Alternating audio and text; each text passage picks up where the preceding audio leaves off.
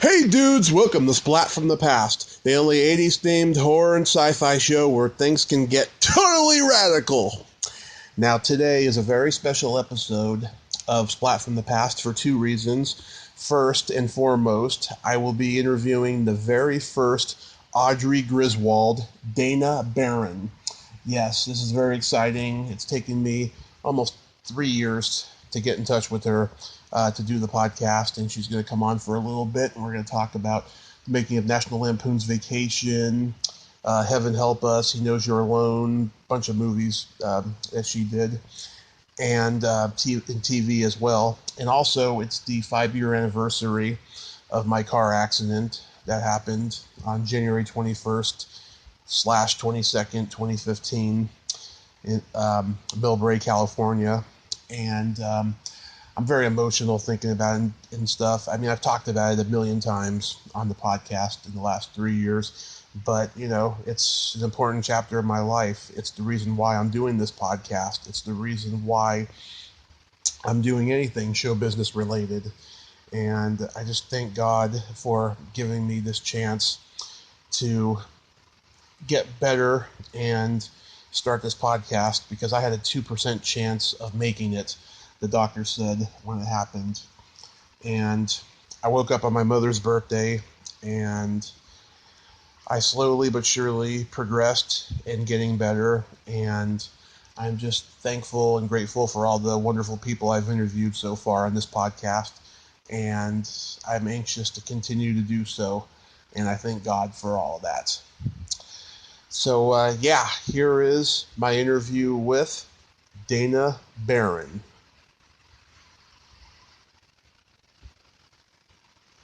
Hey, Dana.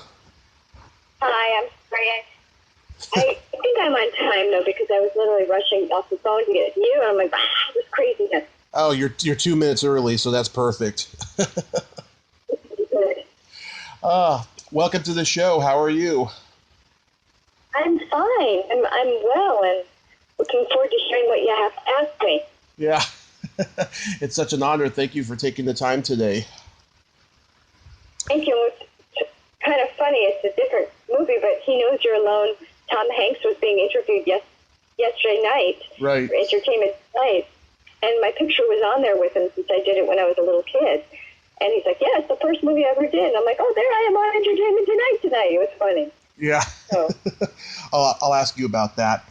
But going back a little bit further in time, your father was Robert Barron, who was an actor, and your sister is Allison Barron, who was also an actor. Did they instill a gravitation towards acting in you early on? Well, my father kind of was a kid actor because his mother, my grandmother, was a big Ziegfeld Follies girl who literally was the first person to sing for Albert Einstein for talkies. So she was in the theater, and she was very well known as a singer and a stage performer. So she would throw him in shows like Broadway shows as a kid. But he never really was an actor. He was an acting teacher at the first school in the world for soap operas and teaching commercials called Wiesbaden School of Television that literally closed just a few years ago. So it was around for a long, long time. But he passed away. My mom passed away. Mm-hmm. So eventually this just dwindled. But to answer your question in a long way, yes, my sister first started acting when I was very young, and she was the blonde-haired, green-eyed beauty of the family. I'm more the girl next door. And I would watch her do auditions. I'm like, I can do that. And I was like kind of cheeky that way. And so I said to my dad, can I try? And so he got me a manager. You know, I met with different people and got a manager, and then immediately started doing commercials and a Broadway show, and then back to Tom Hanks, his first movie. So it was just a career that kept snowballing and did well, and so I stayed with it. Wow. Yeah, your sister was awesome in Night of the Demons. She does autograph shows for that. She loves being known for that. I've seen it only once, so I don't know it that well. I just remember it was kind of spooky and kind of out there. It is very, very out there, very spooky. And I've interviewed a couple people from the movie, and they like her a lot. But you started with commercials. What kind of products? What kind of products? Yeah. I've done everything from McDonald's, Burger King, all the majors, Kodak. Mm-hmm. What else? The first one I did was bionic optical wear when I was a kid, and a spaceship zaps. I was running, and then my glasses fall off and break, and then a spaceship zaps them together, and they're very strong glasses, and that was a huge commercial for me. But I was known as like the Burger King girl when I was in elementary school, and everyone was teasing me, and that's like not easy, but yeah, fun. I really enjoy commercials because like they're like many little acting parts, and it's just you get in, you have a day or two at the most, and you just have fun. I enjoy it a lot. Yeah, I remember in the 90s, I saw you in a Trojan commercial. Oh, I'm haunted by that now because really? my agent, I remember, I'm still friends with her. I'll keep her name out at the time. Okay. Like, hey, do you want to go? I'm like, okay, why not? And I didn't even think about it, and I got it. And now, of course, with YouTube, someone posted it. I'm like, oh, wow, there's that old commercial. It's back again. I know. I forgot about it for a long time, and I was like, oh, I remember this one. Yeah. Oh, that's crazy.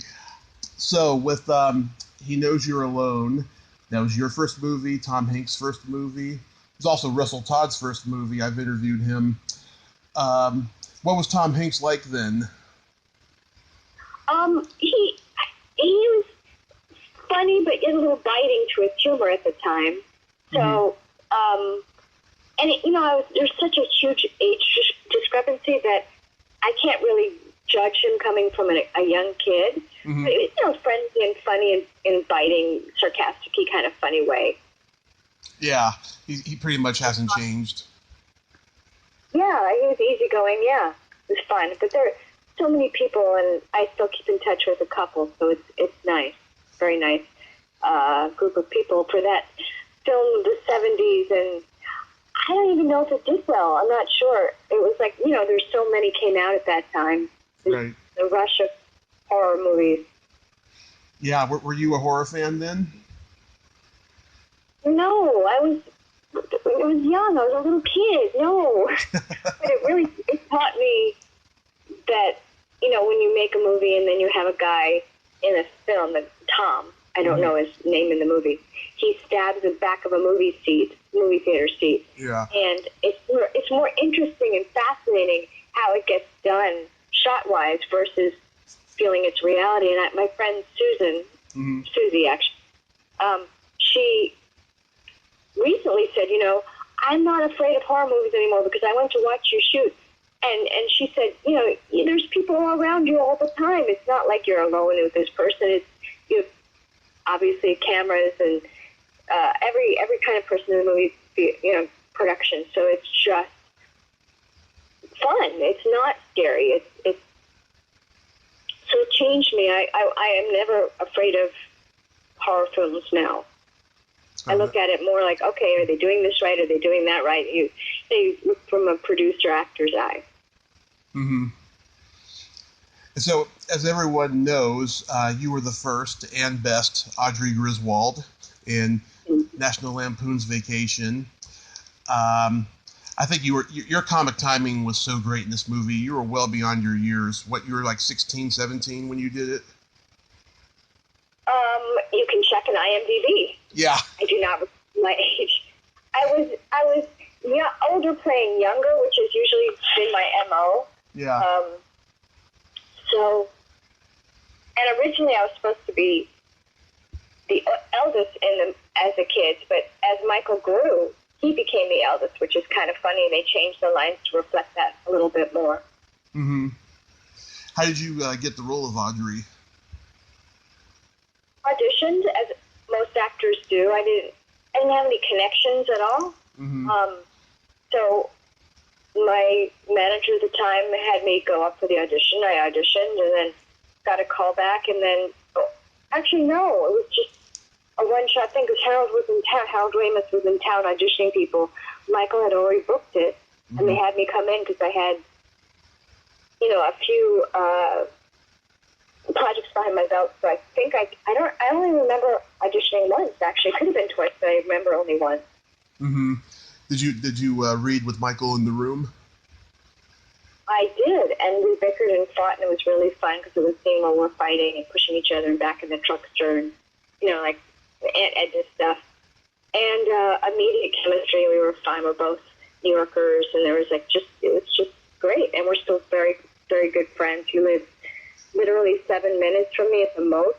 Mm-hmm. Texts a lot and always in contact. And he's about to get married, and I'm going to his wedding soon. I'm really excited. And my kid calls him Uncle Mike. Oh, that's wonderful. That's wonderful when you have a long-lasting relationship on a movie set, because that doesn't happen very often. How did? So it was a fun filming experience overall. Yes, I mean, as you can tell, there's great, as you talked about, there's great chemistry with everybody, and we were on vacation, filming vacation, so everybody was really just having a great time. And if we weren't filming, we were going horseback riding and water skiing and all the stuff we shouldn't be doing while we're filming in case we got in an accident. But it was just a lovely, lovely time. And then when we came back to film the new ending in the winter, it was great. It was like a little reunion because we had been apart for a while, and then we come back and then reshoot. So that was fun. Obviously, filming at quote unquote Wally World, which was Six Flags, really. Mm-hmm. But that was definitely fun. And Chevy and Beverly, they were like real parents to you guys during the whole process? Well, not really, in the sense that Chevy had his wife Janie with him, and she was pregnant with their first child, Sydney. Mm-hmm. So he was very protective of her, making sure she was okay, and that was his focus. I mean, obviously filming was his focus, but she was on the set with us. She's a wonderful woman. And so his life was quickly changing in that way. And then Beverly was married to an Italian man named Lorenzo, so they were in their own little world too. So everyone was very myopic in that way, but at the same time we were still together, but everyone had their loved ones with them. So yet we still had fun filming outside of filming. So Beverly's still a friend, and I do email her often, and saw her recently, and her, seeing her kids grow up and my kid grow up, and my kid's gone to her kids' birthday parties. So yes, it's still a family, but now it feels, I don't know if it feels parental right now. I think it feels more friendship-wise. Mm-hmm. How was Imogene Coca? Incredible. Very fun and sweet. She was so worried about being cast as someone nasty. She's like, am I too mean? Am I too mean? All the time. Like, no, it's good. It's funny. It's funny. So she was known as really a comedian. Yeah. So this is probably one of her first nasty roles, I guess. But she was good at being nasty. But an adorable person. Yeah. And Eddie Brack, too, who plays Mr. Wally, was a friend of my father's from back in the day. Oh. So that felt like family, and having him there, and I have pictures of my dad, black and white pictures of my dad and him working together, and he technically, grammatically. Yeah. What's your favorite line in the movie? Favorite line? Yeah. I always talk, I don't know why, but I always talk about when the character of Rusty puts his feet up in the back of the seat, and Chevy says, "What's that smell?" I'm like, it's just, I don't know, that always gets me, that you have these big old honking feet. And it's just very relatable, with siblings and issues and stuff. Oh, yeah. Mine is after Beverly says, "Oh, we can't just leave her here." You say, "Yes, we can." That's my favorite. Yes, we can. Yeah. It's fun. Yeah, so mean but hilarious. What was your favorite location to film at? We traveled a lot from Utah to Arizona, Colorado. Yeah. Thinking about it, at the time, even though we went to the Grand Canyon, technically, Colorado was just beautiful to drive through and see all the various topography, and it was stunning. So I would say Colorado. Mm-hmm. it was a road trip, so we were always on trips. Like I said, we did a lot of stuff. We went to rodeos and like I said, riding horses and swimming and water skiing. It was craziness. It was fun. Mm-hmm. Life was a kid, and most people were adults, so it really is a different dynamic for them. And also, I was friends with Christy, who at that time was dating Olivier Chandon, who passed away, unfortunately, in a race car driving accident. Mm-hmm. And we were always like buddies together doing stuff. Even when she came to California, I went to her father's house in Malibu and went swimming, and it was wonderful. It was a really good friendship for everybody. Oh, that's great. So my favorite movie that you've ever been a part of, and one of my top favorite teen movies of the 80s, is Heaven Help Us. Was that just another standard audition for you? To be honest, I don't remember. I remember I was in high school at that time. I remember getting it, but I don't remember the audition. It doesn't stick out in my head. But I remember filming it quite often because it was in New York. Mm-hmm. And all the great friends I met, Malcolm, Dana, are still very, very close, literally. Great guy. Malcolm, great guy. Yeah. And I think Andrew McCarthy's now with my autograph agent. Kevin Dillon and I, we're not as in touch, but when I bump into him, it's like, hey, good friends, that kind of thing, old buddies. Yeah. War buddies. Movie war buddies. It was a very, very fun shoot, and I'm honestly surprised it didn't do better in the sense of popularity. I don't think it made back its money. I'm almost sure it didn't do that well because they're saying that there was a lot of drama mixed with comedy and it didn't work, so you weren't sure whether it should be funny or looking seriously. I think it has a beautiful balance between coming-of-age drama and a little bit of raunchy teen comedy very well.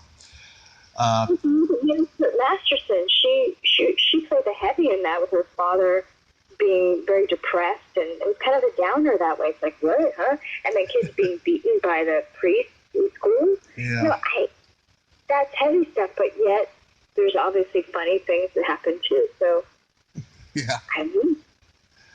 How about working with Yardley? Do you still talk to her too? Unfortunately, I don't, because I know it'd be really fun to hear her experiences as Lisa on The Simpsons, obviously. Yeah. Famous for. No, I have not run into her at all, even here in California, which is kind of sad, because I know that we'd be having fun, reminiscing. But no, I lost track of her, unfortunately. Yeah. That classic scene where you throw up on Kevin Dillon while rushing to get the car off the dock when the train is coming, so hilarious. What was that vomit really? Did you do a lot of takes of it? Well, I remember, you have like a tea, like a brown tea, and I don't know whether you mix it. You just hold it in your mouth and you spit it out.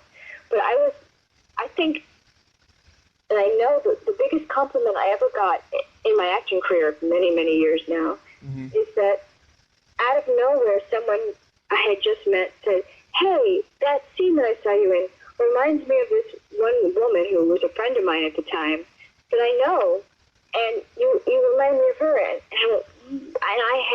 I've never been drunk to this day. Mm-hmm. And I was emulating her because I always seen her drink a lot. So I was pretending to be her, acting being her. So the point is, the comment was that he said, not knowing that I knew her, saying, you remind me of this person out of nowhere. And so I did my job. And thank goodness for her, because she's very good at that. Yeah. Scene, a character. But anyway, very, very fun. Yes, that was a great scene, too. How hard was it not to laugh during Wally Shawn's lust speech at the dance?